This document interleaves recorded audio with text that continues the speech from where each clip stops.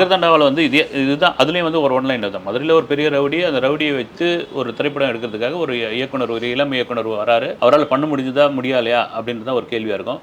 ஒரு கட்டத்தில் ஒரு ஒயின் ஷாப் வாசலில் சித்தார்த் உட்காந்துட்டு இருப்பாரு. ஒரு கேரக்டர் சங்கிலி முருகன் கேரக்டர் வந்து பேச ஆரம்பிப்பார். பயங்கர கிளாப்ஸான ஒரு காட்சி, சின்ன இதுதான். ஓகே, என்ன டேரக்டர் எப்படி இருக்கிற அப்படின்னு. இதுக்கே சொந்து போயிட்டேன் நீ அப்படின்னு வருது. 64 வயசு ஆகுது எனக்கு. நானும் உன்ன மாதிரி மெட்ராஸுக்கு வந்து டேரக்டர் ஆகணும்னு போனவன் தான். அசிஸ்டன்ட் டேரக்டர் ஆகிறதுக்கு 5 வருஷம் ஆச்சு. அதுக்கப்புறம் ஆன பிறகு நான் படம் பண்ணுறதுக்கு அவ்வளோ காலம் ஆச்சு. ஒரு ப்ரொடியூசரும் கிடச்சிட்டான். கிடைச்ச பிறகு அவன் என்ன சொன்னான்னா, என்னுடைய தம்பி பசங்க 2 பேரும் நடிக்க வைக்கணும்னு. அதெல்லாம் முடியாது, நான் சொன்ன கேரக்டர் தான் நடிக்க முடியும்னா வெளியே போயான்ட்டான் அவன். நீ இல்லைன்னா 1000 ப்ரொடியூசர் எனக்கு இருக்கிறான்னு. இந்த 1000 ப்ரொடியூசரில் ஒருத்தர் இது வரைக்கும் நான் தேடிக்கிட்டு இருக்கேன்.